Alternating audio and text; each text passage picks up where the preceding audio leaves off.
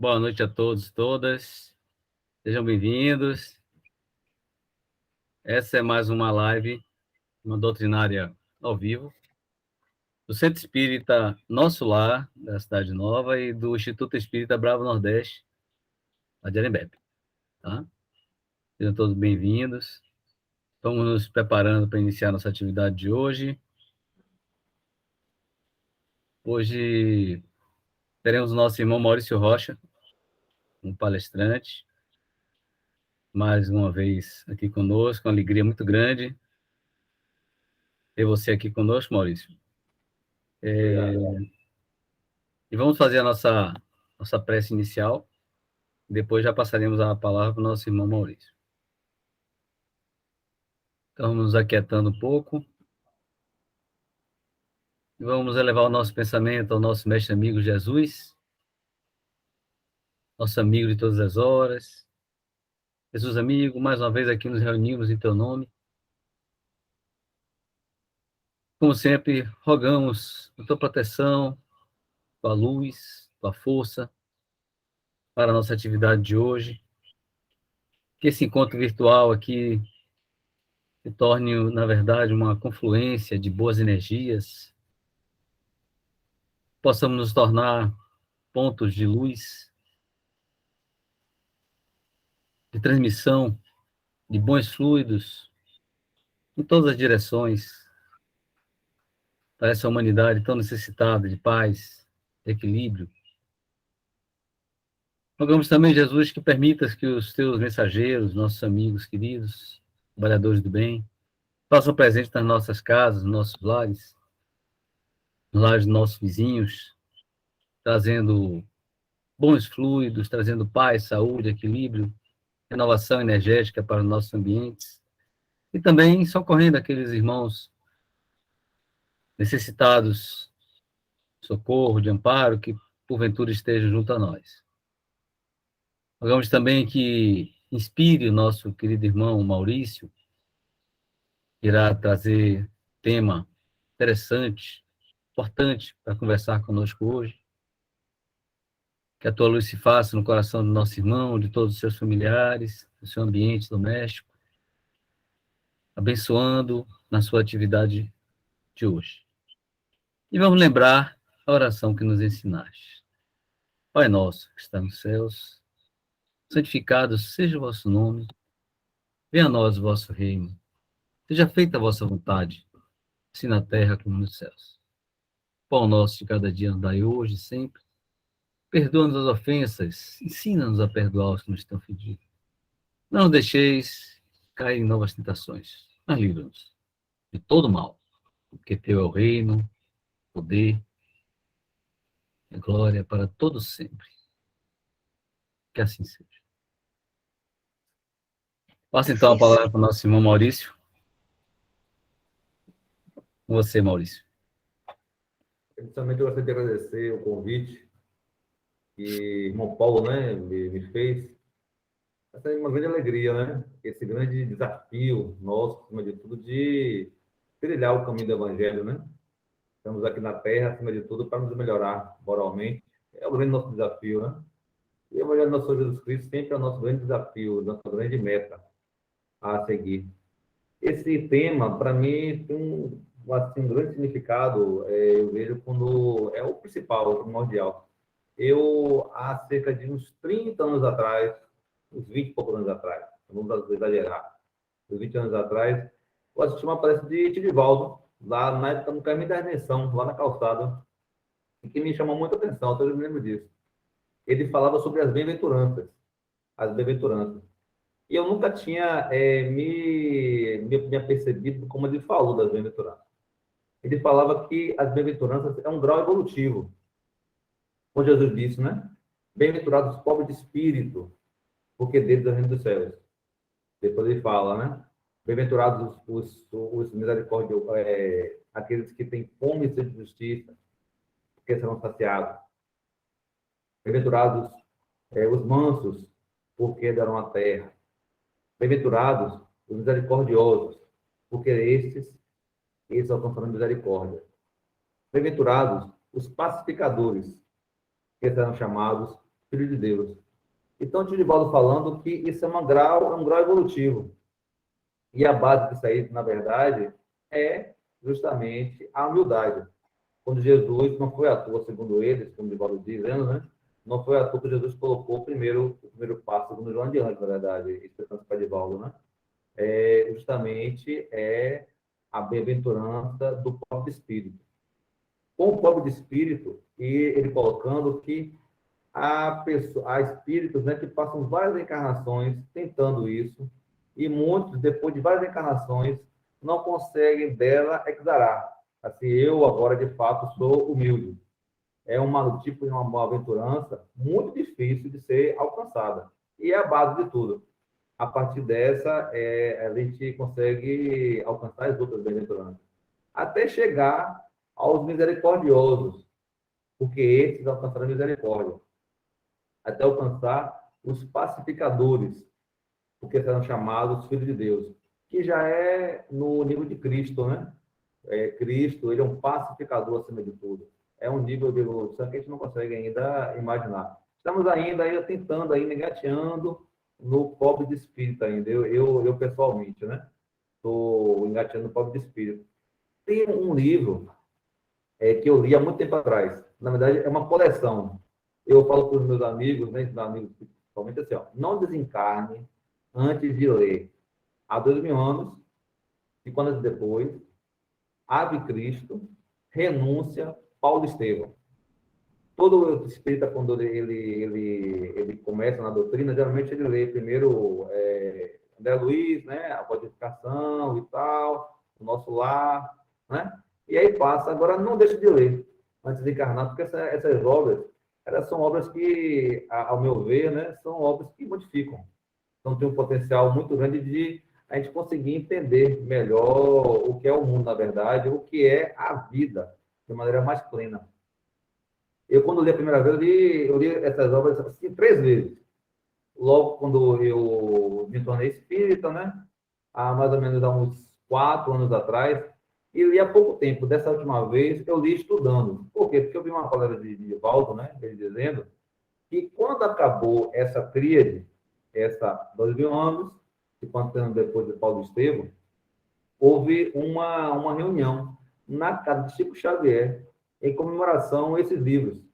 Então, imagine, aí chegou lá, nessa reunião, chegou Paulo, chegou Estevão, chegou todos esses espíritos, Pedro, o apóstolo, João, o evangelista, todos eles chegaram na casa de Chico Xavier, e Chico Xavier, naturalmente, ficou extremamente emocionado com isso, né? Você imagina, na casa dele, naquela casa, toda aquela tríade de espíritos ali, comemorando o final dessa tríade. Aí eu fui, fiquei Que moral, hein? Oi? Que moral, hein?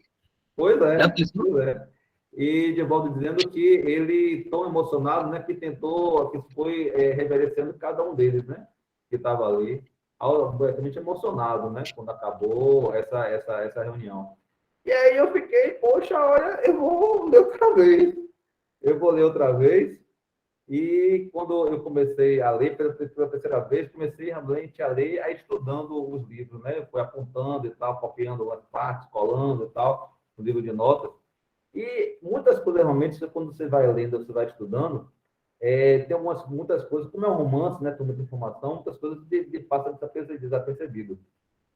Uma coisa que chamou a atenção logo no começo do livro, que eu pessoalmente achei exagero. Achei exagero de Emmanuel, ele lamentando profundamente o comportamento dele quando reencarnou como Públio Lentulus, né? Eu pensei, pô, ele está exagerando, porque não é possível. Ele é Emmanuel, né? Ele chegou a passar um tempo, ser o guia espiritual de Chico Xavier, e depois está exagerando isso aí. Só que com o tempo, você vai vendo o livro, você vai entendendo o porquê da lamentação dele. No livro, eu não vou falar o livro todo, logicamente, vou botar só algumas partes, só para quem não leu, se motivar a ler, e quem lê, de repente, vontade de ler outra vez, né? Algumas partes muito importantes algumas partes do livro. Pois é. Já leu, Paulo? Já leu? Pronto. De repente, você vai... Já li esses todos que você falou aí, mas já estou querendo ler de novo, começar de novo, porque Pronto. é a trajetória de Emmanuel, né? Já Desde li, o Império mano. Romano Exatamente, até a exatamente, Idade exatamente. Média. exatamente. Pois é. Incrível, é. E traz lições muito, muito bonitas, que ele, na verdade, com toda humildade, né? Ele quis trazer para a gente, na verdade. Então, só uma parte só, ele fala que ele, como Públio Lentulus, o livro começa conversando com o Flavinio, é um grande amigo dele, já de vidas passadas, e ele dizendo que teve um sonho, ele como Públio Lentulus Sura, que foi uma encarnação do bisavô. O bisavô, ele sonhando como se tivesse tido aquela encarnação. Ele, como Públio Lentulus Sura, ele participou de uma revolução de Catalina. Eu, inclusive, estudei tudo isso, tá? Uma coisa histórica mesmo, né? Ele participou dessa revolução de Catalina, e ele, Públio Lentulus Sura, ele se aproveitou daquele momento para se vingar de vários inimigos dele daquela época. Ele, como Públio Lentulus Sura, e aproveitou. Então, como foi a vingança dele? Mandava torturar, mandava matar. E muitos deles, muitos inimigos daquela época, né, ele mandava cegar. Ele pegava umas farpinhas, duas, e colocava no olho da pessoa para poder cegar as pessoas. Ele olhava isso e com bastante prazer, bastante alegria, porque estava conseguindo se vingar. Logicamente, depois disso aí, depois ele, no final, ele acabou sendo preso, né? E ele veio desencarnar sobre estrangulamento, uma tipo de morte na época que dava para algumas pessoas, né? E foi muito sofrimento, né? Ele foi estrangulado, desencarnou estrangulado. Parou por aí? Não parou por aí. Foi para um abismo profundo, e passou vários tempos, vários anos em profundo sofrimento, porque todas aquelas pessoas que ele havia matado, havia cegado, estavam cobrando, né? Ele passou durante muito tempo assim, muito sofrimento. Depois ele volta lá do abismo, resgatado do abismo, e tem uma reunião. Isso que me escapou, lendo o livro, me escapou isso aí. Teve uma reunião do plano espiritual, onde estava Lívia, uma grande amada, um espírito somente evoluído, que amava público profundamente, e nessa reunião, o benfeitor lá da reunião, dizendo para ele, olha, você tem uma grande oportunidade agora. Quis as forças superiores que você reencarnasse uma época muito especial. Nessa reencarnação, o sol do mundo iria, nessa encarnação sua, você teria a oportunidade de conhecer o sol, a luz do mundo. Não sei exatamente o que seria isso, né? Você irá reencarnar outra vez como senador e você passará uma prova entre outras palavras, ele disse, né, da humildade. Você será, naquela ocasião, de se converter à luz do mundo, o que ele disse mais ou menos, né? E assim foi. Ele reencarnou e aí se tornou o que a gente conhece, né? Públio Lentulus, né? Públio Lentulus. Reencarnou. E aí é interessante como um mecanismo da espiritualidade, né? Ele teve 2 filhos e uma das filhas teve lepra. Olha só o mecanismo, como uma coisa como é sutil, né? E a sabedoria que está envolvida nisso aí. A filha teve lepra e na época a lepra, os leprosos, a gente sabe disso, né? Saíam da sociedade, iam para os vários leprosos e ficavam lá nos vários leprosos, lá até morrerem, né? Até morrerem. Só que a filha de Públio Lentulus era a filha de Públio Lentulus, é um senador. Então ele não fez isso com a filha. Como eu morava numa casa muito grande, naturalmente, né? Deixou a filha no local, né? E contratou médicos de todo o mundo para tentar curar a filha. Só que na época não existia cura para a lepra, não existia o que fazer com a lepra, né? Não existia cura. Então, vários médicos chegaram lá e desenganaram a filha. Porém, existia um tal profeta que era um filho de carpinteiro. Era um homem assim, do povo que não valia muita coisa, segundo o que se achava na época, né? Era um filho de carpinteiro, passava por lá e tal, mas só que curava as pessoas. Então, Lívia, a esposa dele, tinha grande esperança para que, de repente, fosse curado, né? A filha fosse curada. Só que ele era o senador da República. Como é que ele iria lá para pedir ajuda a um mero carpinteiro. Era um grande dilema disso aí, né? E aí o livro rememora numa parte onde ele está sentado com a esposa do lado e a filha na cama, né? E a filha segura a mão dele e diz: Papai, eu quero ver Jesus. E aí ele, mediante o pedido da filha que estava morrendo, né? Ele tem desespero. E o que é que ele faz? Ele resolve encontrar Jesus. Mas ele, como senador da República, ele foi às escondidas. Ele coloca um capuz, né? Um capuz, e aí de noite ele vai até onde se sabia onde Jesus poderia estar. Ele vai até lá. Então ele vai, um capuz e tal. Só que no trajeto, ele começou a rememorar as coisas que ele vai passar naquela vida, as dificuldades. Ele começou a sentir uma certa angústia e começou a sentir uma certa nostalgia. Não sabia de quê. Ele não conseguia entender. E aí ele diz, aí mano, ele refere, né, que começou a se aproximar um homem jovem, muito belo. Eu resolvi colocar aqui no quadro, é um texto, né, que Emmanuel descreve Jesus. É um texto que ele descreve Jesus. Eu, quando li, eu fiquei muito emocionado. Emmanuel descrevendo Jesus. Ele fala assim: diante de seus olhos ansiosos, ele está aquela personalidade inconfundível e única. Tratava-se de um homem ainda moço, que deixava transparecer nos olhos, profundamente misericordiosos, uma beleza suave e indefinível. O longo sedosos cabelos molduravam-lhe o semblante compassivo, como se fossem fios castanhos, levemente dourados por luz desconhecida. Sorriso divino, revelando ao mesmo tempo bondade imensa e singular energia, que irradiava da sua melancólica e majestosa figura uma fascinação irresistível. É como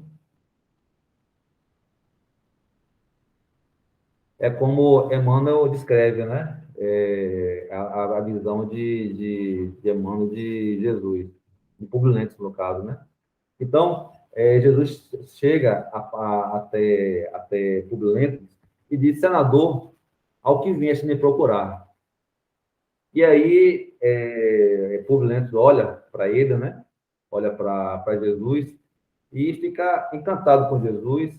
E o magnetismo de Jesus é tão grande que ele começa a se sentir tomado por magnetismo que ele não conseguia entender, por energia que não conseguia entender, e ele se ajoelhou diante de Jesus Cristo, né?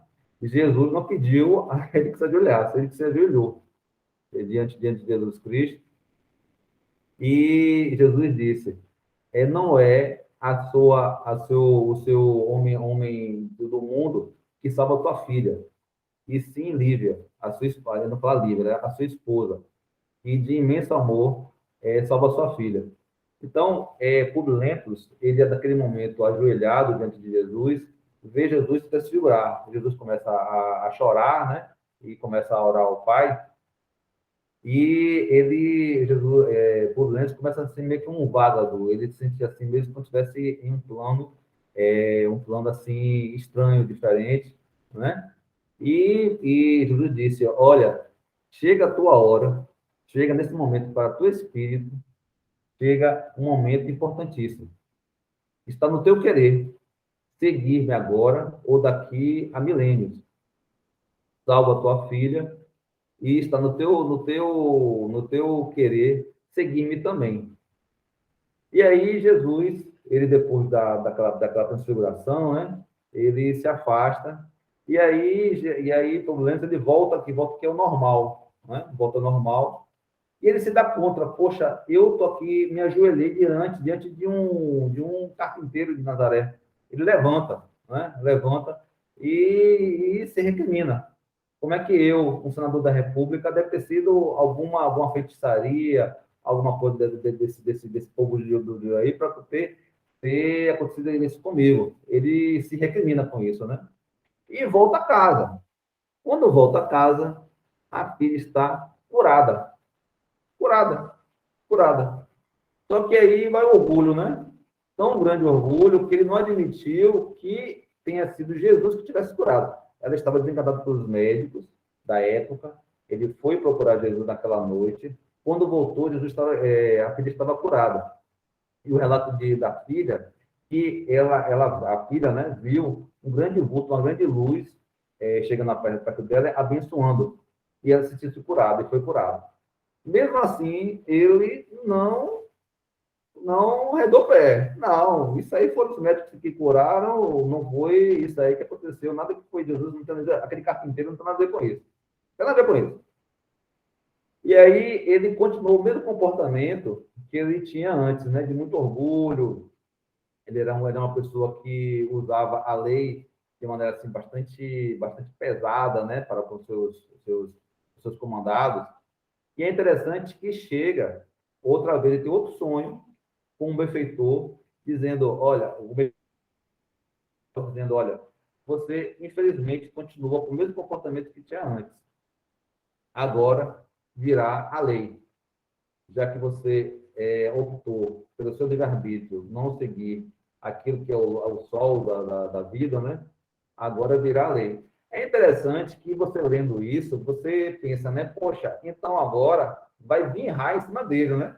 Já que ele não quis seguir Jesus, então agora virá a lei, virá raio, virá a lei. Na verdade, não. Se você ler o livro todo, não teve nada de lei. Foi o comportamento dele que gerou depois várias dificuldades, na verdade. É o comportamento dele. E, na verdade, se ele tivesse mudado o comportamento, mudado a sintonia, ele não teria sofrido depois que ele sofreu. Não foi nada de... Porque, assim, o nosso comportamento dita a nossa vida, na verdade. Então, pelo comportamento irracível, orgulhoso, ele acabou criando outros inimigos e acabou se envolvendo numa teia.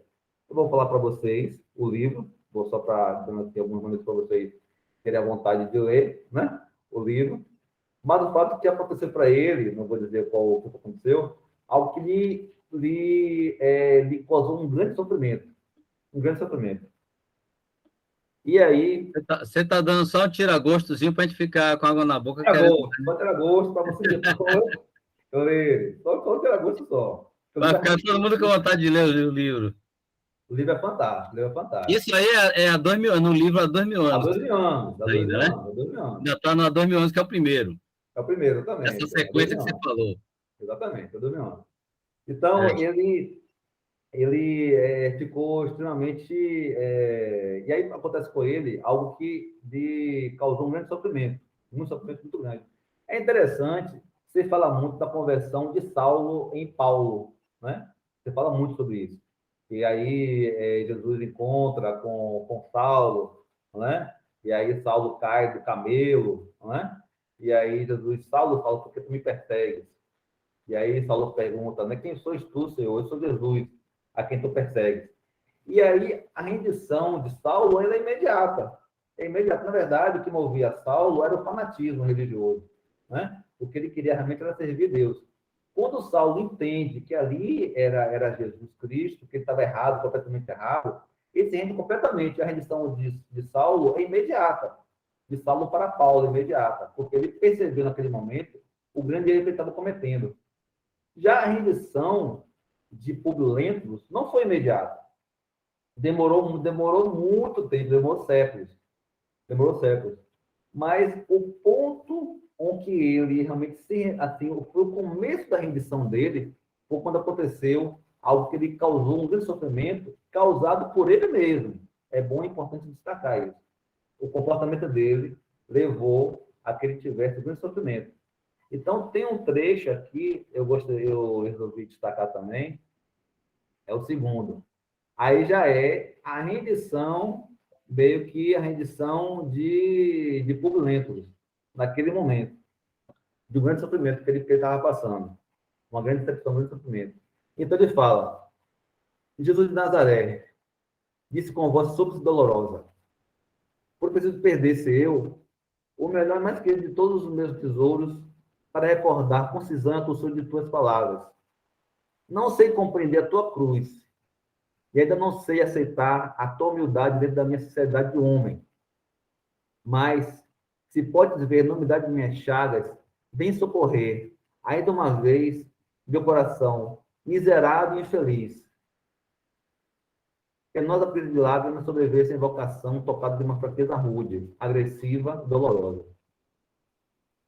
Então, ele naquele momento, ele se rende perante um grande sofrimento que ele passou, se rende naquele momento. E aí vem Flavínios, aquele grande amigo que conversou com ele logo no começo do livro, né? Depois Flavínios havia desencarnado, e vem para ter com ele, com uma grande tristeza, dizendo: Públio, meu amigo, ainda não começaste a sorver todo o cálice da dor bendita que estás destinada. Ainda não começaste a sorver todo o cálice. E ele passa por uma grande dificuldade, né, turbulenta. Aí, vamos ler o livro, né, para vocês entenderem. E ele vem, no final, a desencarnar, também não vou dizer como ele desencarna, né? Isso eu posso dizer, é uma coisa assim bem interessante, que ele desencarna no Vesúvio. Não tem Vesúvio? Ele é histórico isso, né? Lá no Vesúvio, lá tem aquela erupção e tal, ele vem desencarnar. De uma maneira que começou muito dolorosa, mas Lívia, que já estava no plano espiritual, pediu a Jesus que tivesse misericórdia. Então, amenizou o sofrimento dele, já que ele era, na verdade, um espírito muito endividado, né? No passado, e um coração ainda muito aguerrido, ainda muito endurecido, né? E aí vem 50 anos depois. 50 anos depois, ele vê como Nestório, um escravo. É interessante como você vê o espírito, né? Ele se arrepende, ele começa a se voltar para Jesus, e Nestório já é um espírito completamente diferente de Publio Lento. É o mesmo espírito, mas completamente diferente. A maneira de lidar se torna um cristão, e aí ele, quando eu vou falar todo o livro, essa é uma partezinha só para vocês terem aquela vontade de ler outra vez, que não leu ainda, e quem já leu, lê outra vez, né? Ele se torna cristão e ele é levado até a arena. Ele é levado até a arena, né? E naquela época, lá dos 50 anos depois, não eram mais as férias, não eram mais as férias, né? Naquela modalidade agora, eram setas envenenadas que partiam, né, de arqueiros até chegar à pessoa. Então, eu também resolvi separar essa parte daqui que tá, né? Isso aí já é Nestório. Nestório, já no finalzinho já daquela reencarnação dele, onde ele estava, no poste, né, de suplício, e várias flechas já haviam sido direcionadas para ele, envenenadas. Então, fala assim, no livro, né? Com o peito crivado de setas que lhe exauriam o coração, e contemplando o cadáver do filho que tirara antes dele, cada sua fraqueza orgânica, Nestório sentiu que turbilhões lembranças indefiníveis lhe aforavam o pensamento, já vacilante, confuso, nas vascas da agonia. Com os olhos sem brilho pela herança da morte, arrebatando das forças, percebeu a multidão que os apupava, escutando-lhe ainda os arreios animalescos. Então, essa parte daqui, ele está, né? Agora já em processo de desencarnação ali, e resgatando. Aí tem algumas coisas interessantes nessa parte, que é importante destacar. Ele, quando está em processo de desencarnação, vem Lívia, a grande amada da vida dele, que vem resgatá-lo. Olha só a misericórdia divina, né? Ele, especialmente culpado, ele passou por aquilo ali, tudo ali, resgatou vários débitos, que não precisava ter resgatado daquela maneira, mas, na verdade, foi a dor do coração dele, e veio Lívia resgatá-lo, e no processo dali, descreve como os seres angélicos, eles apoiavam todos aqueles cristãos que estavam ali, amenizando as chagas, amenizando o sofrimento daquelas pessoas ali, e muitas pessoas, interessante, que Lívia mesmo, ela desencarnou também na arena, mas ela não sofreu. É interessante, como é um espírito muito evoluído, ela também foi para a arena, então ela fechou os olhos e sentiu um bafo de uma fera, né? Então ela sentiu só uma espécie de empurrão, ela desencarnou. Na história, que era um espírito muito endividado, né, o turbulento e tudo, então ele passou por toda aquela situação. Tem Quinéio Lúcio, é um personagem que eu sempre me perguntei, poxa, mas esses cristãos, por que todo sofrimento, né? Por que passar por tudo aquilo, né? Por quê? Né?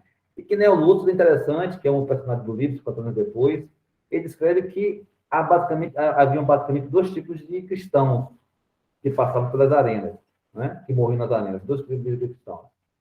Aqueles cristãos que eram espíritos muito endividados, que estavam passando por aquele sofrimento, tudo, que tinham um merecimento já, porque eles se predispuseram a morrer por Jesus, mas eram espíritos muito endividados, que estavam no processo de melhoramento espiritual, e aqueles que, de fato, são espíritos realmente iluminados mesmo, que vieram com um plano, com uma missão na Terra, né, de melhoramento interior, e nessa missão eles passaram um pouco tudo aquilo, mas só que é interessante como a lei divina, né? Não passavam todo sofrimento como outras pessoas. Então, assim, os encarnes dos cristãos das arenas eram individualizados, na verdade. Individualizados, a depender da necessidade evolutiva de cada um, do sofrimento e de resgate, através da dor, né? Ou através do amor, que a gente sabe disso, né? Isso é bem interessante. E aí eles encarnam na história, né? E aí passa todo aquele processo, depois vem reencarnações posteriormente, né? Até se transformar. Interessante que o descreve que depois, quando ele reencarna como Manuel da Nóbrega, né? Que ele realmente venha a conseguir realmente a sua encontro realmente de fato com Jesus Cristo. É um exemplo. Eu vou dar alguns exemplos aqui, assim, meio pesado, mas depois vai melhorar, tá certo? Estou falando em relação à humildade. Um outro que eu não poderia deixar de falar, outra vida, que não serve como exemplo, é aqui Ambrósio. Olha, eu quando li esse livro, esse aí, tá um livro de André Luiz, né? Fala sobre o de Ambrósio. Ambrósio, ele é um espírito que estava. Eu vou fechar um pouquinho aqui, só para vocês entenderem melhor, depois eu vou colocar o quadro. Ambrósio, ele, na verdade, foi um espírito que se comprometeu muito com a Igreja Católica. O livro não fala, não dá detalhes sobre isso, né? O livro de André Luiz não dá detalhes sobre isso. Mas se comprometeu muito com a Igreja Católica. E passou por uma dificuldade muito grande no plano espiritual. Mas aí, como sempre, né? A misericórdia divina, que está para todos nós, resolve dar para ele também uma segunda chance, dar uma segunda oportunidade, né? E ele reencarna num lar espírita, reencarna com todo o ensinamento espírita, e reencarna médium, no caso, né? Com toda uma missão de beneficência, né? De melhoramento interior, de ajudar o próximo, né? E o livro fala, né, descreve que ele no começo estava muito bem, na adolescência, na infância, era secundado por pais espíritas que amavam muito ele, que tinha toda uma proteção. Só que ele vai crescendo, vira adulto, e ele começa outra vez, a emergir dentro dele aquilo que ele era. Ele foi no passado, né? E ele começa a falhar. E o grande tendão de Aquiles para ele, outra vez, foi o orgulho. As pessoas começaram a bater palminha, né? A palminha no ombro, elogiar, ele começou a se sentir superior. E aí, nisso daí, ele começou a se tornar irracível, ele começou, não, o André Luiz não coloca em detalhes, mas a parte sexual também dele, que ele tinha um certo desajuste também, começou no caso, a divulgar certas ideias, já imantado nos obsessores, nos espíritos que eram, na época, eram inimigos dele, começou a influenciá-lo, né? Ele começou a deturpar toda aquilo que ele havia aprendido e começou a ensinar no mal, e começou a sintonizar. Então, os espíritos superiores já não conseguiam mais ter acesso a ele. porque ele começou a ficar fascinado até chegar a uma época meio de possessão mesmo. Ele vem um dia desencarnar, o que descreve um AVC, e aí no desencarne ele vai para um abismo, ele vai para um local por sintonia. Aí que é importante também destacar, não é punição, não é punição. Ele vai para um local de abismo. Aí eu fiquei, quando eu li essa história, eu fiquei assustado. Pô, eu espírita, né? Com todo os estudos, né? Trabalhar a paz, tem que tomar muito cuidado. Rapaz, o cara ficou, ele chegou até presidente do centro espírita, né? Tal, com todo o trabalho, tal, foi pro abismo, foi pro abismo. Então, no livro descreve a rainha, né? A Rainha Isabel, que foi uma rainha histórico isso aqui na Terra e tudo, foi muito elevado. Então, ela faz um trabalho, faz até hoje, segundo o André Luiz, que na época fazia, de resgatar espíritos em zonas, não é em Brasília, não, porque onde André Luiz ficou, ali é fichinha. André Luiz ficou no umbral, digamos assim, no purgatório, né? Que se diz na Igreja Católica. O que Ambrósio, o irmão Ambrósio foi para o abismo, foi um local extremamente trevoso, e passou muito tempo lá, Então, essa expedição com a Rainha Isabel, e aí, perdão, não foi André Luiz, não, foi Manuel Fernando de Miranda, Manuel foi o Filomeno. da Obsessão, foi. Que eu estou lendo agora André Luiz, acabei me passando, foi o da Obsessão de Manuel Fernando de Miranda. Então, o Manuel Fernando de Miranda, ele descreve, né, que foram em Fina Indiana, até conseguir chegar lá embaixo, lá, e eu disse para Tarnufo, consegue resgatar esse irmão Ambrósio. Ô, Maurício, aí essa parte que você está contando já é do livro Tormentos da Obsessão, né? Exatamente, Então, exatamente. essa página aí que você falou, esse capítulo, eu li ontem, por coincidência. Foi? Pronto. E aí, esse capítulo aí, essa página, Fiquei eu preocupado fiquei... também, fiquei muito preocupado, estou ainda. Pois é para ficar preocupado, para ficar preocupado mesmo, que não é brincadeira, não. E aí descreve, né? O sucesso do irmão Ambrósio.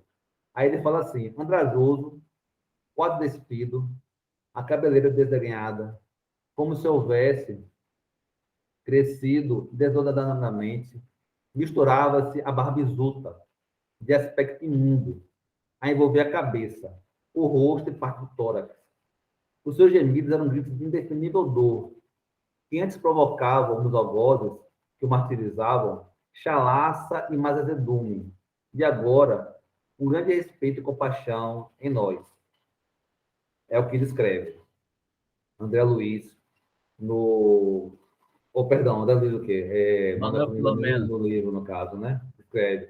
Olha, eu quando fiquei isso aí, eu fiquei assustado, pai. Fiquei assustado, com medo. O quanto Eu ainda estou assustado, que eu li ontem. pois é. Digo, meu Deus, dá-me forças. Pois é. O quanto a vaidade, o orgulho está intrínseco em nós, porque, assim, volto a dizer, é importante destacar isso, não é castigo, é sintonia. Então, ele, quando foi para o abismo, ele foi numa questão de sintonia. Como espírito muito endividado, ele foi para os amigos dele que estavam lá. E aí, ele perdeu toda uma reencarnação, logicamente, né, isso faz tempo atrás, o filho deve ter outra oportunidade. Maurício, você me permite fazer uma parte, sim? Pois não, claro, sim. É sobre isso aí mesmo. Esse capítulo tem uma parte que me chamou muita atenção. Sim. Que é o seguinte, porque esse irmão Ambrosio, ele era um médium de efeitos físicos muito preparado para uma missão muito importante, para chamar atenção sobre o mundo espiritual e tal, nisso aqui. Então, ele realizou muitos trabalhos assim, que chamaram atenção, ficou famoso e tal, segundo narra o autor, né?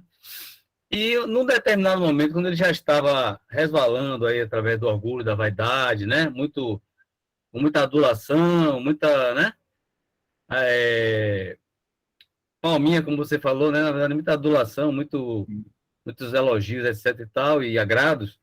Ele terminou se envolvendo com isso aí, foi se desviando e, no final das contas, os mentores se afastaram dele, porque não conseguiam mais ter sintonia para se aproximar dele, apesar de terem tentado de todo jeito, né? Falado com ele, orientado, chamado, mas ele foi dando espaço para Não faltou, né? desequilibrados. Não, ele escolheu, né, o prazer da vaidade ali e tudo. E nesse momento aí apareceu, ele fala assim, uma legião de pintores do século passado Sim. começaram a produzir obras, né? Aqueles pintores, como acontece muito por aí, né? Médiuns de efeito físico que fazem pinturas com que claramente ali é como é que chama? As características daqueles pintores que se identificam, né? Ou espíritos enganadores que também fingem que são e copiam os traços, né, as características daquele pintor e assina, né? Então passou a fazer isso aí com muita frequência e tal, e interessante, eu me lembrei de tantas coisas que acontecem aí, né? Desses efeitos. E as pessoas ficam maravilhadas, olha, tá recebendo Renoir, tá recebendo, né? Tiziano, tá recebendo não sei quem, tá pintando, né? Ela acha que a pessoa é um espírito elevadíssimo porque está recebendo aqueles pintores, que aqueles pintores ou pseudo-pintores são espíritos elevadíssimos porque estão ali pintando, doando aquela obra em tese para uma instituição, né, alguma coisa assim, para ser vendida e tal. Mas muitas vezes isso aí já é parte de um processo obsessivo muito grave, né? De uma descida vertiginosa aí, espiritualmente falando. Era isso. Aí você percebe a descida vertiginosa quando uma situação como essa, a pessoa começa a não querer mais incorporar espíritos superiores, não é? Começa, não, eu só vou incorporar agora espírito superior, evoluído. O negócio de ficar incorporando espírito superior, de maneira não é comigo não, não é comigo não. E aí, na verdade, ele vai de encontro justamente aquilo que Jesus nos orientou, né? A caridade acima de tudo, né? O amor acima de tudo. E a grande oportunidade da gente é realmente procurar ajudar, né? Se ajudar, ajudando, o amor, né? Então, se a pessoa começa a não querer mais incorporar espírito sofredor, aí realmente a pessoa o grande pecado de se negar à caridade, né? Que é a nossa grande porta de ascensão para a vida eterna, para interior, acima de tudo, né? Pois é. E aí, realmente, eu li esse daí, essa parte aí, fiquei preocupado realmente, e estou preocupado até hoje. Estou preocupado até hoje. Mas, assim, eu não vou falar só de coisas assim, né? Vamos melhorar um pouquinho, né? Melhorar um pouquinho. Eu tenho aqui dois exemplos muito interessantes. Um exemplo é Lentúrios. Lentúrios, isso está lá tá no livro, Brasil, Coração do Mundo, Pátria do Evangelho, de Humberto de Campos. É bem interessante o livro, também, outro livro também que se recomenda ler, né? Ele fala sobre Lentulus, foi um soldado romano que ele espetou Jesus. É interessante, está dito lá no Velho Testamento que seus ossos não serão quebrados. Na crucificação, que era uma parte muito dolorosa, né? Uma morte, um tipo de morte extremamente dolorosa, sob tortura, os crucificados, eles eram manietados da cruz, né?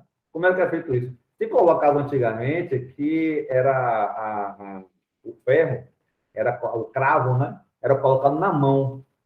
Mas você sabe que hoje em dia não é na mão, porque não haveria força, a força, o peso, né? Acabaria rasgando a mão e não teria firmeza para manter o crucificado pregado à cruz. Então, na verdade, o cravo era colocado no pulso. Nós temos dois ossos aqui, que é o rádio e a una, né? E aqui a mão. Então, o cravo era colocado aqui, no meio, entre os dois ossos, né? Rasgava aqui, a carne aqui. Então, era uma dor terrível, terrível, mas que dava sustentação. Aqui o cravo aqui, então ficava aqui a mão para sustentar e aqui os dois ossos. Então, ficava lá os dois, né? Os dois, as duas mãos, né? E aí as pernas também. Só que não atingia nenhum órgão vital. Não atingia nenhum órgão vital. Então, como é que se fazia para acabar aquela tortura e o indivíduo morrer? Quebrava os ossos. Quebrava os ossos da perna, né? A chamada canela, né? Os ossos da perna. Então, não tinha mais a parte de baixo para sustentar, né? Então, o indivíduo arriava. quando ele arriava, ele não conseguia mais respirar, então a pessoa morria por asfixia, porque não conseguia mais, o coração não conseguia mais respirar, né? Porque para a gente respirar, a gente tem que inspirar, expirar, né? Inspirar, expirar. Quando quebrava a perna, não tinha mais sustentação, então a gente não conseguia, o indivíduo não conseguia mais inspirar, ele morria por asfixia, entendeu? Ele estava lá e morria por asfixia. E aí, dito, então, assim, eram especialmente endividados, né? Passar por essa situação era uma coisa muito dolorosa, né? E é dito no Velho Testamento que nenhum osso será quebrado. De fato, Jesus ele desencarnou antes de quebrar os ossos. Quando ia quebrar os ossos, ele viu que Jesus tinha desencarnado. Na verdade, desencarnou, foi do sofrimento que ele passou antes. Ele foi açoitado, o açoite era extremamente agressivo, violento, fazia feridas imensas. Aquele coroa de espinhos que foi colocado na cabeça dele, há dito que ele teve até convulsão. Você falou uma coisa, Paulo? Quero. É porque você disse que ia falar umas coisinhas desagradáveis e depois ia passar para a parte agradável. Cadê a parte Eu vou chegar daqui a pouco, eu vou chegar. Já tô aqui deprimido com essa descrição. Eu vou chegar, eu vou chegar agora. Eu estava só explicando a questão da classificação. Pois é, então, assim, os ossos dele não foram quebrados. Então, Lentulio, que foi um soldado romano, ele, para saber se realmente Jesus tinha morrido mesmo ou não, né, ele espeta uma lança. Isso está lá no Evangelho, né? Ele espeta a lança para saber se ele tinha morrido ou não mesmo, né? E aí é dito no Evangelho que sai do corpo dele água e sangue, né? Esse Lentulio, o livro Brasil, Coração do Mundo, Pato do Evangelho, Humberto de Campos, coloca, informa, né, que depois reencarnou como Dom Pedro II. É interessante isso. Ele, no plano espiritual, Jesus chama o que seria o Dom Pedro II e disse, olha, você tem uma grande missão aqui na Terra do Cruzeiro. Estou lhe dando aqui uma grande lição. Se você passar por essa prova, você será um remido. Você não precisaria mais reencarnar aqui em plano de prova e expiação. Olha, se a pessoa um convite, ou Jesus já dizer, olha, se você passar por essa reencarnação e você fizer aquilo que você precisa fazer, você não vai mais precisar reencarnar aqui no plano de prova e expiação. Você vai estar, seria o remido, né? Que é o sonho, né? De muita gente aí, né? Vir aqui por essa terra de prova e expiação, mas não como aquilo que precisa realmente, mas como já não tem mais sintonia, né? E qual era a proposta de Jesus? Ele vai reencarnar como um imperador, do Pedro II. No final, você vai perder o cargo. Vai perder o cargo, certo? Só que você irá aceitar a perda desse cargo e nenhum sangue será derramado na terra do Cruzeiro. É interessante, historicamente, se a gente for ver todos os países, né, que eram monarquia, depois virou república, tudo, toda essa transformação de monarquia por república foi banhada a sangue. Naturalmente, o imperador, né, o rei, não concordava, né, ele perder tudo, e aí era guerra. Então, era guerra entre os republicanos e aqui os imperadores, e era um banho de sangue. O Brasil foi talvez o único país da América Latina, do mundo, um dos poucos países, que não houve guerra. Não houve guerra. Dom Pedro II aceitou. E quem proclamou a República, historicamente, né, Deodoro da Fonseca, era amigo íntimo de Dom Pedro II. Eles almoçavam juntos. Então, Dom Pedro II, quando tem a notícia, né, o livro descobre isso, ele se sente angustiado. Mas como Deodoro da Fonseca, que era meu amigo íntimo, faz isso comigo, né? Faz isso comigo, proclama a República. Agora, imagina, eu de imperador, agora não sou mais nada. Não sou mais nada. Você imagina ter pessoas que disputam, né, para ser o administrador de WhatsApp. Já viram isso alguma vez? Aí a pessoa está num grupo, não, eu quero ser o administrador do WhatsApp. Né? E a pessoa faz, né, para ser o administrador do WhatsApp. Né?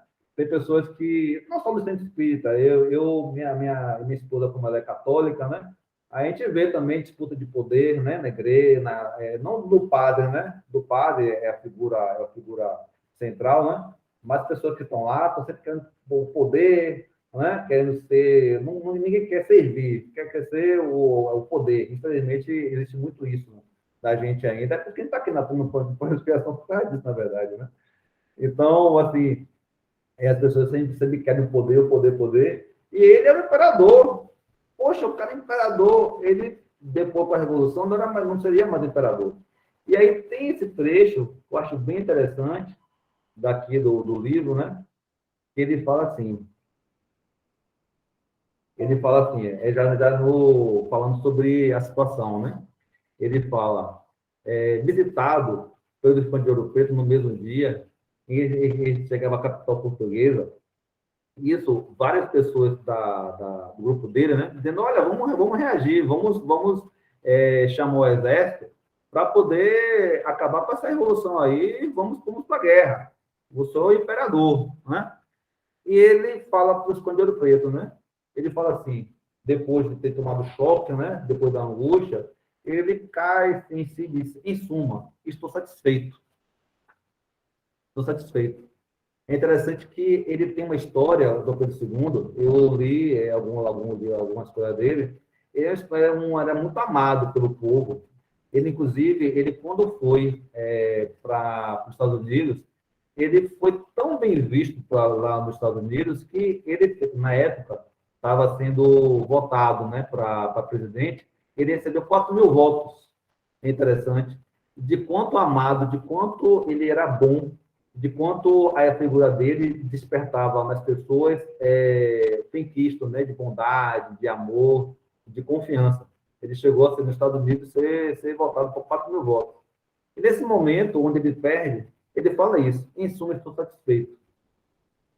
E em referência dessa deposição, acrescenta, foi a minha carta de euforia, agora posso ir aonde quiser.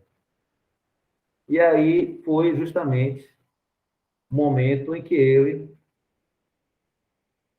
se libertou. Que a grande libertação da gente, me parece, é a libertação da vaidade, né? Do poder, onde eu consigo me libertar de tudo, né? E seguir a espiritualização, né? A espiritualidade, com a proposta de Jesus, né? Vai ao moço rico, né? Vai, vende tudo que tens, dá aos pobres, vem e segue-me. Tem uma palestra também de Divaldo, que ele fala sobre o moço rico. Divaldo diz que, na verdade, na palestra, para ficar bem claro isso, o problema do moço rico não era seguir, não era largar tudo, dar tudo para os pobres. O problema era o orgulho, porque ele iria participar de uma, isso é histórico isso, né?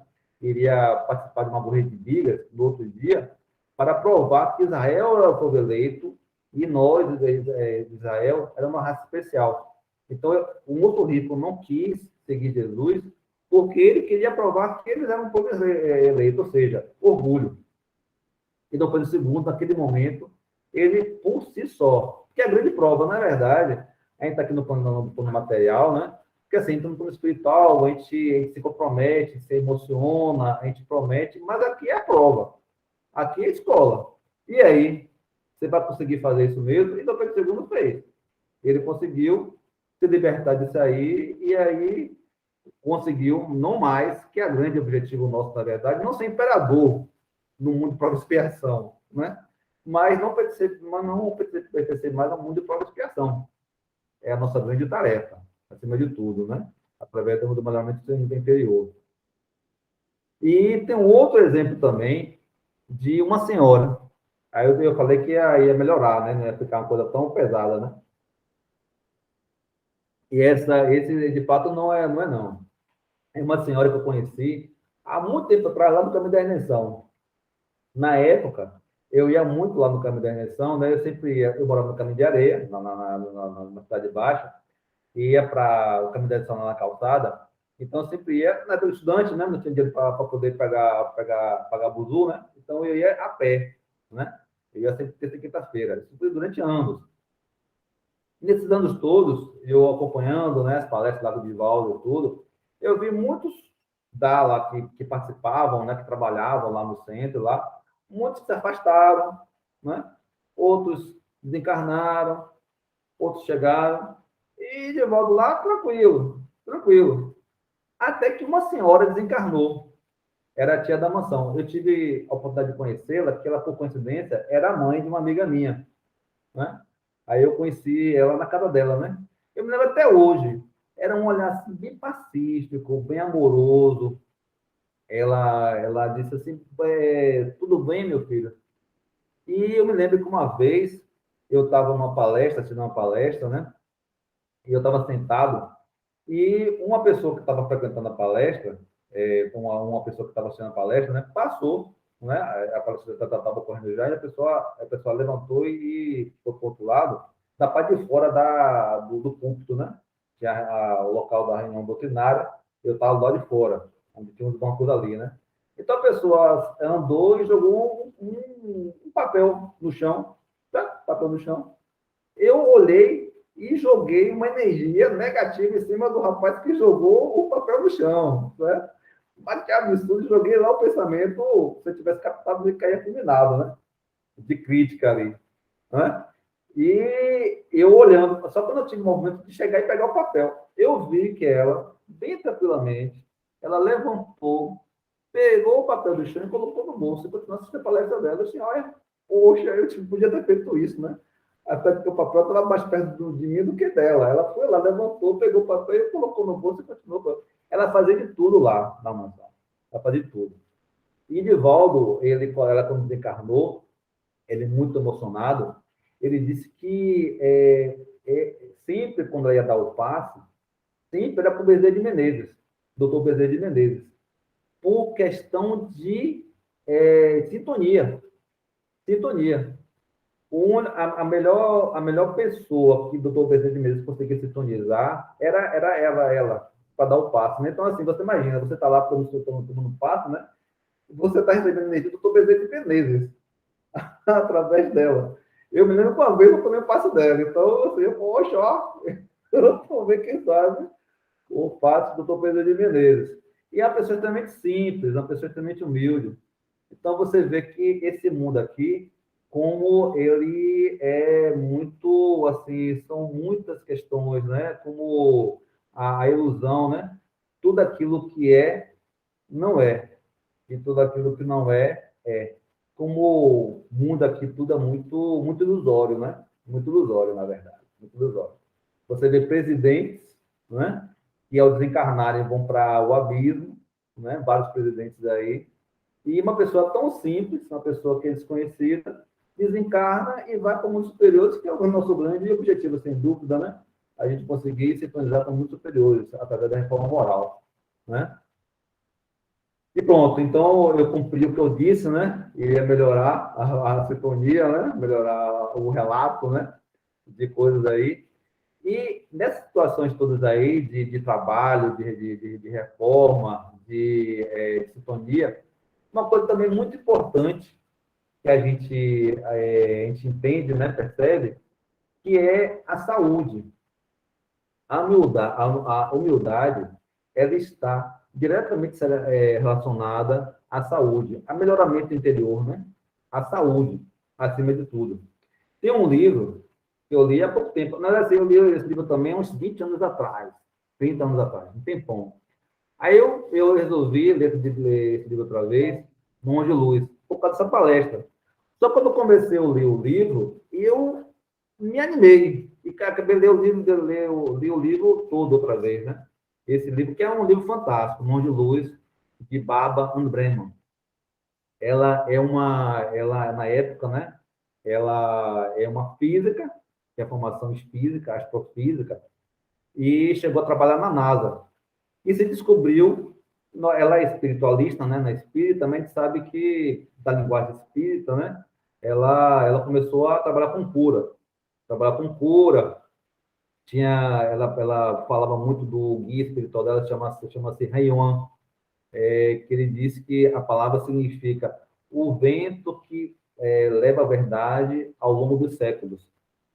Esse é Rayon, que é o guia espiritual dela, diz que no mundo onde ele vive, não existe mais o homem e a mulher, né? Não existe mais esse dualismo, homem e mulher. São espíritos que já se ligaram ao Pai de maneira mais intensa, no caso, né? Esse livro é um livro muito interessante, que agora eu vou falar algumas coisas só para entender do livro. Tem aqui, ó. Aí fala sobre os chakras, sobre essa questão energética. Aí algumas coisas que eu vou falar antes de entrar nisso aqui, certo? Porque assim, ó, a ciência, ela coloca, né, algumas coisas, o mesmo fato, a ciência ela é capaz de escrever de maneiras diferentes. Depende da ótica onde uma pessoa está vendo, né? Freud, ele colocava em superego, ego e id, né? E id, Freud dizia que o que nós fazemos, onde nós agimos, como nós pensamos, está tudo no id, que é o inconsciente. São nossas crenças, já a linguagem de Eric Berne, que é um discípulo dele, né? Só para entender, vocês depois entrar no livro, eu citava André. Por exemplo, eu tenho uma crença bem profunda, que eu acho que esse mundo é um mundo restrito, que só me causa sofrimento. E é um mundo árido. Eu tenho essa crença, né? Só que é uma crença muito profunda. Então, se eu acordo de manhã e está chovendo, aí eu vou pensar, poxa, está chovendo, eu vou ficar gripado e eu vou pegar tuberculose. Aí, de fato, está chovendo, eu com um pensamento pessimista, uma crença pessimista, fico gripado, e aí eu estou mais realmente pegar tuberculose. É uma crença interna muito arraigada, muito profunda. Então, o Freud diz que isso aí é lá do id, né? E que não é fácil você, através de uma terapia, que demora anos, e daí a gente sabe, na verdade, séculos, para algumas crenças serem, no caso, serem trabalhadas, serem modificadas, né? Se a pessoa tem uma crença mais otimista e está chovendo, é assim, poxa, está chovendo, a chuva vai limpar o terreno e amanhã será um sol e tudo está limpo porque a chuva limpou o terreno. É outra maneira de ver, a da chuva, no caso, né? Então, certo? Então, assim, são crenças. Então, no caso, Freud colocava o id e Eric Berne, que é um discípulo dele, fala sobre crenças, né? Crenças arraigadas. E algumas crenças podem levar a gente à doença. É interessante que esse livro, ele não fala em momento nenhum sobre humildade. Não sei se foi a intenção dela. Mas ela fala assim, ó, nós temos os chakras. Por incrível que pareça, nós somos assim. Por incrível que pareça. Se você for abrir um atlas de anatomia, de fisiologia, não vai aparecer isso. Então, assim, se não aparece, é porque não existe, né? A concepção da maioria das pessoas é essa, né? Se não aparece, não estou vendo, não existe. Mas existe. E o livro de André Luiz, ele fala muito sobre, ele não fala chakras, né? Ele fala sobre fontes de energia que nós temos. Então, é colocado, né, que nós temos 7 pontos principais de energias, pontos de energia principais, que vem desde o basal até o coronário, tá certo? Até o coronário. Pronto. Aí só essa introdução, só para entender um pouquinho, porque ela fala sobre o processo dinâmico de doença. Então, ela fala que nós temos um processo. É interessante como a linguagem dela se coaduna muito, me parece, com a linguagem nossa, né, espírita. Ela diz o seguinte, que nós somos filhos de Deus.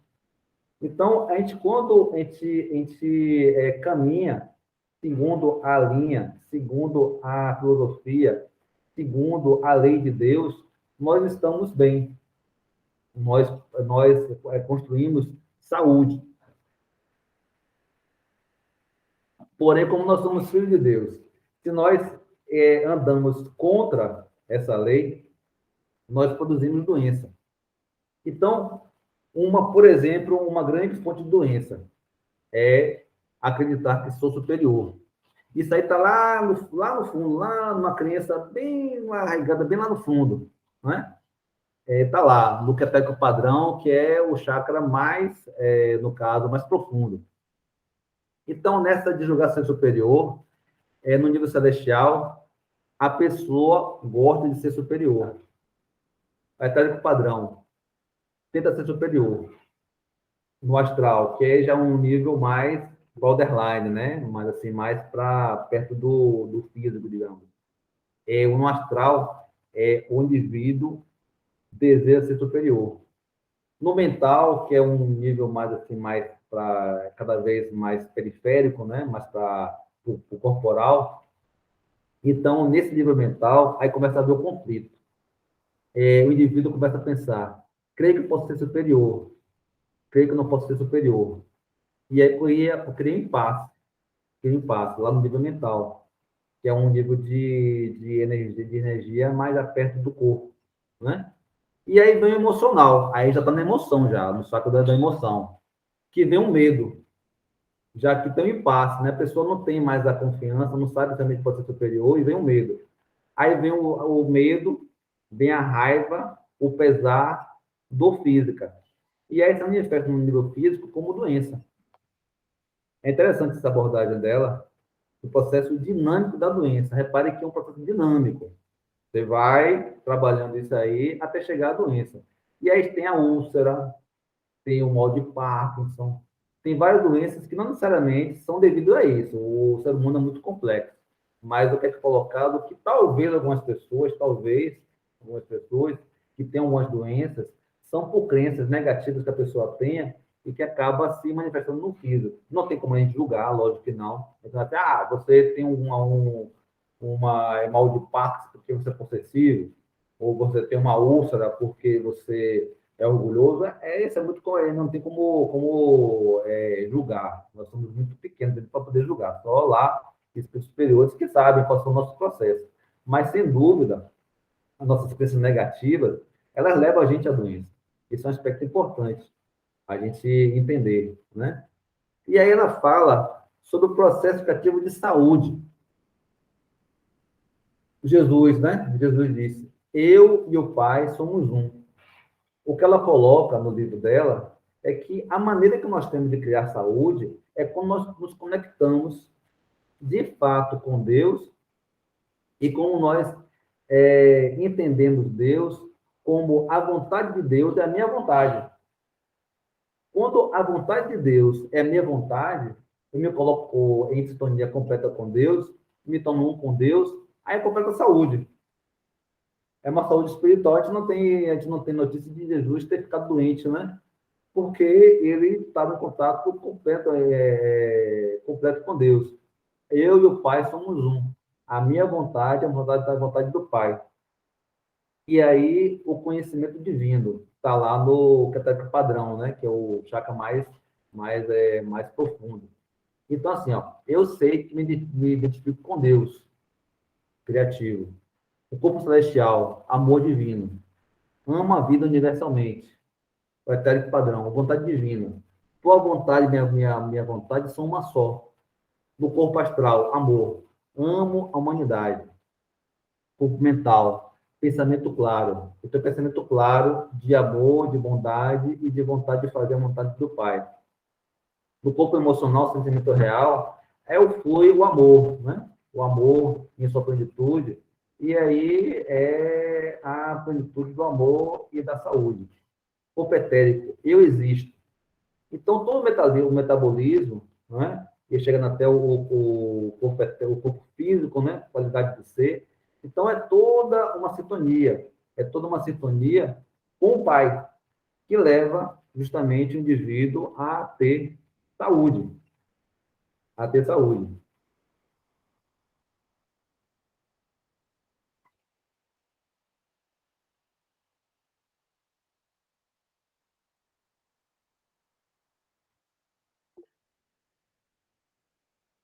Opa, então, vamos por aqui essa informática, certo? Então, assim, é interessante como vai, né? Esse nível vai evoluir, é um processo de saúde e é a sintonia com Deus.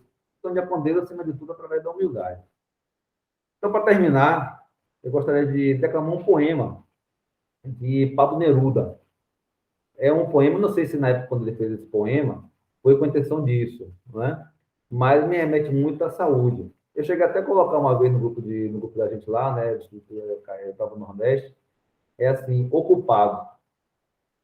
O poema é assim: eu me declaro culpado de não ter feito, com essas mãos que me deram, uma vassoura. Por que não fiz uma vassoura? Por que me deram mãos? Por que só tive ouvidos para ouvir o rumor do cereal? Eu nunca fui capaz de pegar os talos ternos, verdes na terra. E não juntei em um feixe áureo, e não juntei em caniço a saia amarela para dar uma vassoura aos caminhos. Assim foi. Não sei como me passou a vida, sem colher, sem recolher e unir os alimentos. Nesta hora, não nego que tive tempo, mas não tive mão. E assim, como podia aspirar com razão à grandeza, se nunca fui capaz de fazer uma vassoura, uma só, uma. Então, para encerrar, eu desejo, né, para todos nós que nós possamos fazer vassouras, que nós possamos varrer os caminhos, né, onde passará o Senhor da vida, até os nossos corações. E assim nós possamos nos sentir plenos da vontade divina, que será a nossa vontade, a vontade de Deus. Que assim seja. Muito obrigado.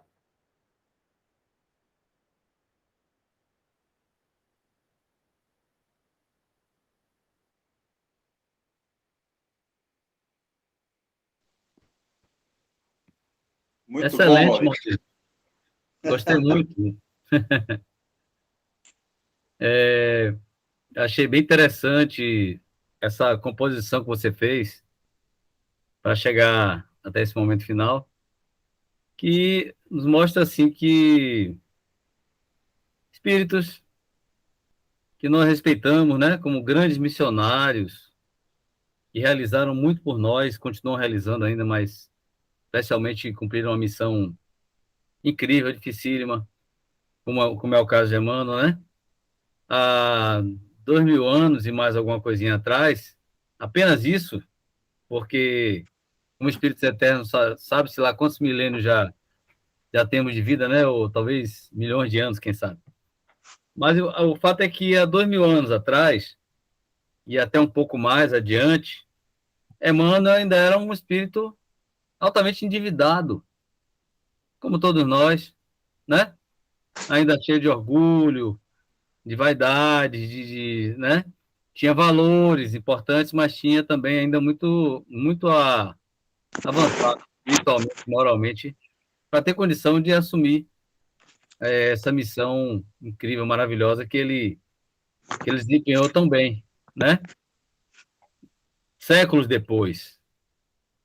Então, isso aí mostra realmente a trajetória do espírito, né? O caminho, quando a gente se coloca no papel de julgar aqueles que a gente vê que estão cometendo coisas erradas, e nós próprios, né, quando analisamos a nossa trajetória, a gente ignora isso, né? Mas como espíritas agora, e tendo esse conhecimento, dá para perceber que essa é a trajetória. Um dia seremos seres luminosos. Sabe-se lá quando, né? Daqui a quantas centenas de encarnações, talvez. Mas um dia nós vamos chegar lá, sim. E essas trajetórias que você trouxe para a gente, essas histórias, assim, emocionantes, interessantíssimas, pelo menos para mim, quando eu ouço esses relatos assim, toca meu coração mesmo para valer, sabe? Eu lhe agradeço de coração aí por essa apresentação que me tocou muito e que me faz refletir muito sobre atitudes minhas também. Eu acho que o objetivo é esse mesmo. É isso que eu queria dizer. Muito obrigado mais uma vez. E eu gostaria agora de abrir a palavra para quem quiser colocar alguma coisa, alguma observação, perguntar alguma coisa a Maurício também. Fique à vontade. Tem uma mãozinha aí, se quiserem clicar na mãozinha para a gente fazer a fila aqui. Ou só pedir mesmo.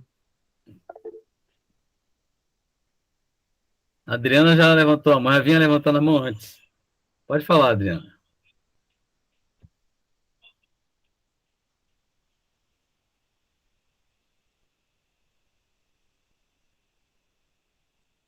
Adriana? Microfone. Oh, me esqueci. É muito interessante que vocês trazem, né? Assim como ele traz a coisa da questão da mão, né? Quem é Jesus, quem são os espíritos, quem é da luz, entendeu? Ele traz essas informações, é interessante. Por que que traz isso? Porque eu estou aprendendo agora o que é espiritismo. Não é da agora que eu estou ouvindo isso, né? Então, para mim, isso é importantíssimo, porque ele sabe trabalhar com essa questão da humanidade, né? Eu gostaria de saber por que somos espiritismo.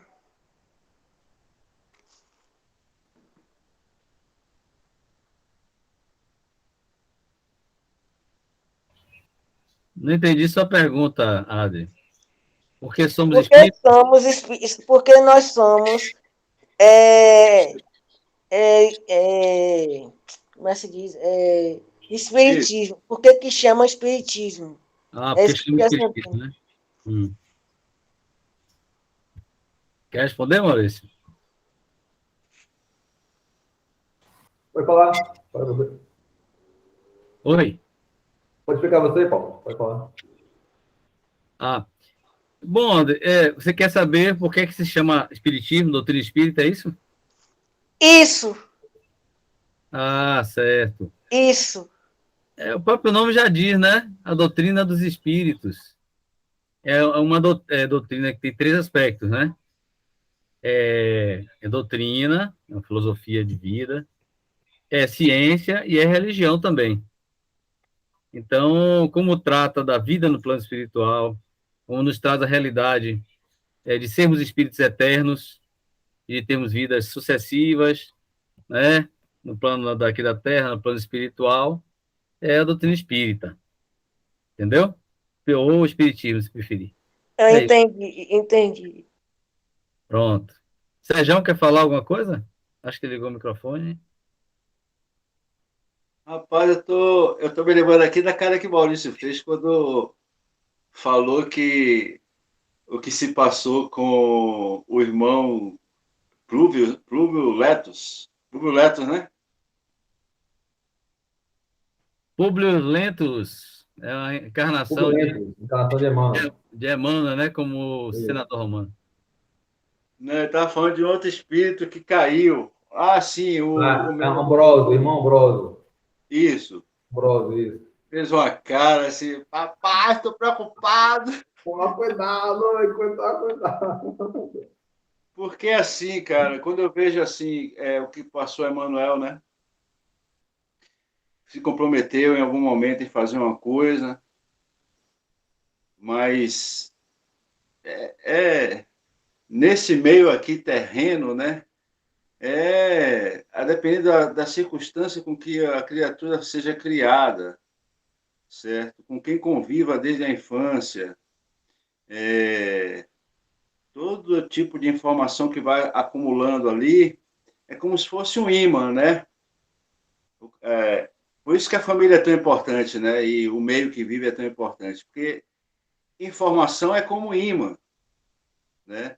Que vai atraindo para aquela criatura, seja lá quem for, qualquer um de nós, certo? O que tem em nosso passado que condiz com aquela realidade que a gente está vivendo no momento presente, né? Então, apesar de todo enraizamento que existe, né, filosófico, cristão, de sabermos que Jesus é o nosso mestre maior, que tudo que ele fez por nós, que tem muita gente que ainda não entendeu, né, a dimensão do que ele fez, né, e acha que religião é coisa de seres humanos que são gados, que vão sendo levados por pastores e tal. Então, eu vejo que realmente é para ter medo mesmo, porque a gente não sabe qual foi a nossa passagem anterior, né? Como é que foi? Não sabemos quem somos, né? E isso traz uma preocupação danada. Eu me preocupo muito com isso assim também, certo? Porque quando eu vejo a situação que eu vi, o tipo de criatura que eu sou, que eu fui até poucos anos atrás, que eu sou hoje e tal, eu fico assim olhando e digo, rapaz, eu não sei como medir. O tipo de criatura que eu sou, eu não sei como medir, certo? Eu acho que ninguém tem essa capacidade de medir, nem o outro, nem a si próprio. Eu acho que o que a gente tem que fazer é buscar fazer o nosso melhor, né?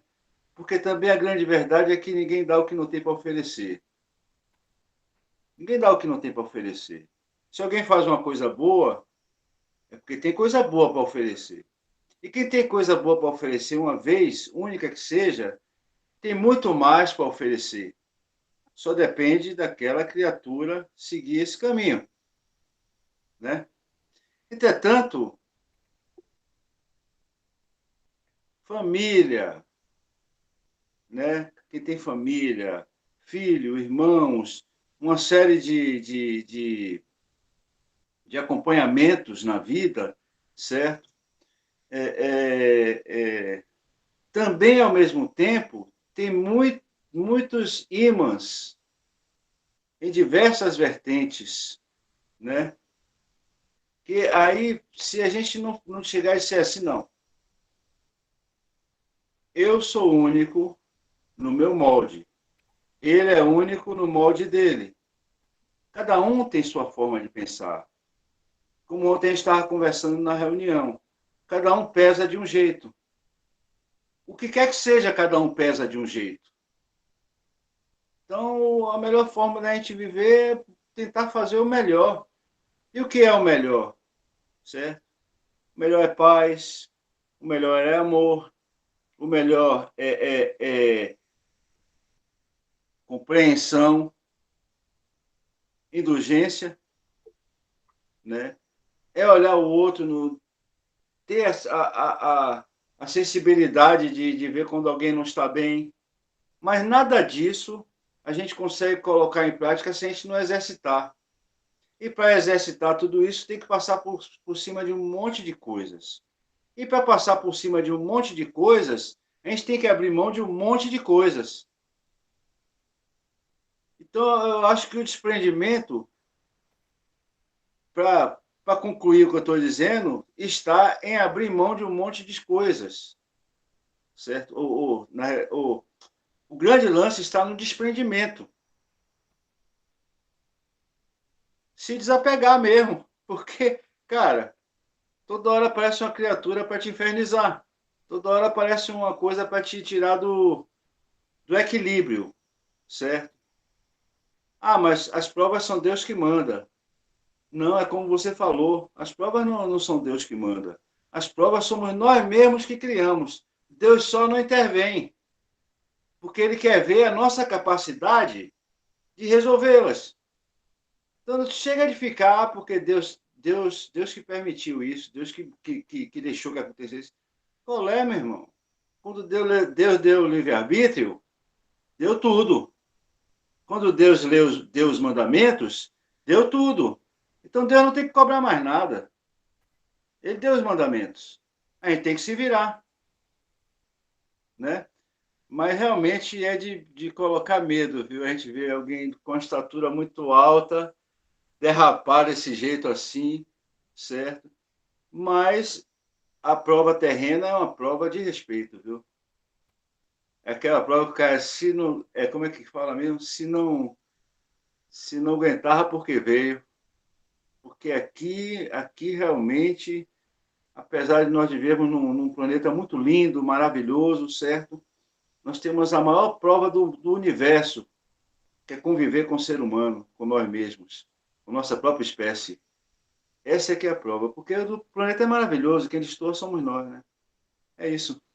Desculpa aí o falatório.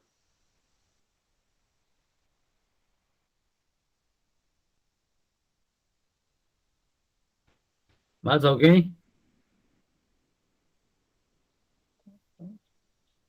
Quer falar alguma coisa, irmã Joel? Não sei. É só uma coisa só que você está falando, né? Só para completar a questão do o que a gente conseguir enxergar como de fato é a vida. A gente está muito imbuído em família, né? Família, família. Nós somos filhos de Deus. Todos nós somos irmãos de fato. De fato. Jesus, ele, quando chegou aqui na Terra, ele entendia, ele via isso, entendia isso. Nós somos irmãos. Jesus é o irmão maior, né? Não vos chamarei mais de discípulos, porque o discípulo não sabe o que faz o seu Senhor. Vos chamarei de amigos. E Jesus, ele entendia que nós somos uma família universal. Então, nessa família universal, imagina, estamos entre os irmãos, né? Irmãos aqui de sangue, né? Quando o irmão nosso, ele falha, ele erra, né? A gente quando ama nosso irmão, né? A gente lamenta, a gente quer que ele se soerga. Quando começa o julgamento, termina o amor. Então, quando há amor de verdade, a gente não julga, a gente tenta ajudar.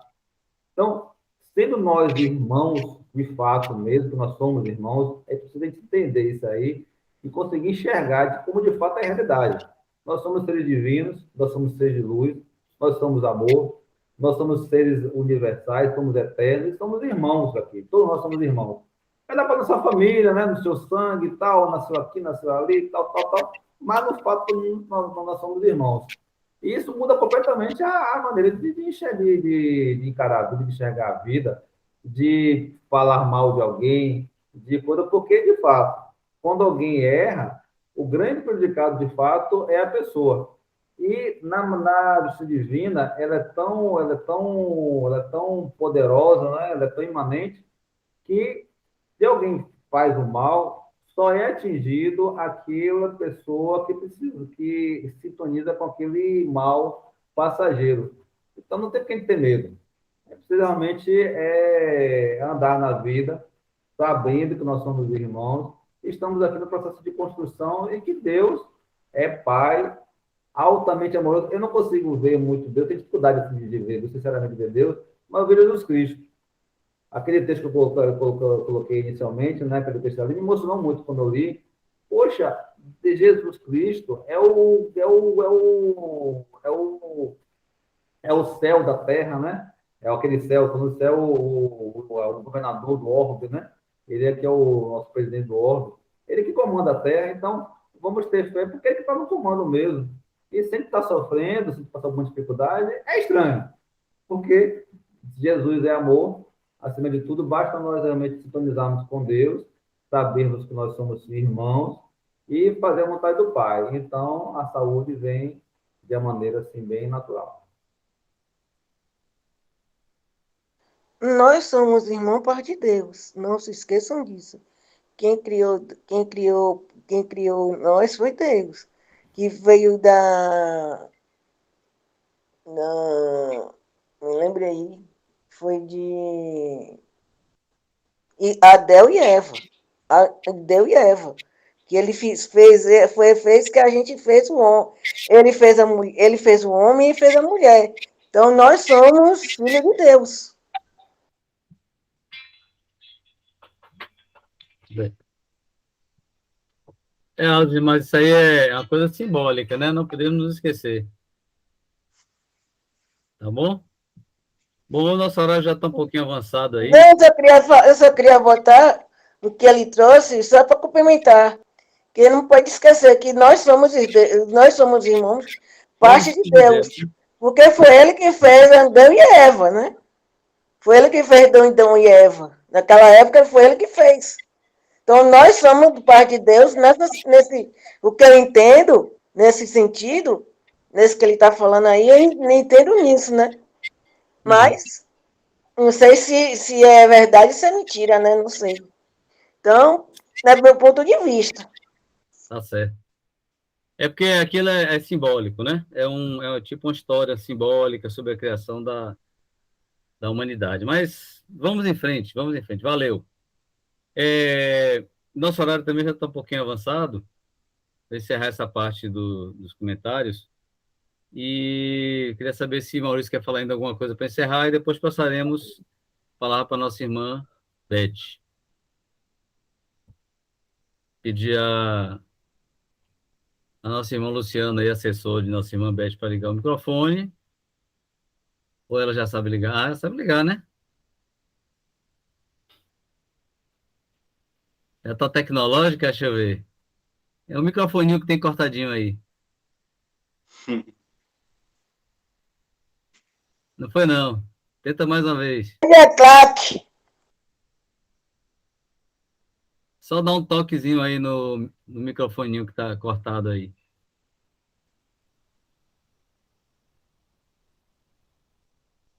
De ajuda, eu tô aqui.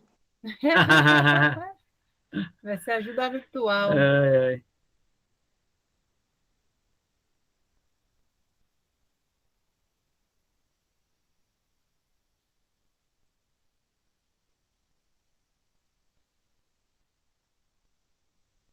Pronto? Cheia de acessores tecnológicos aí.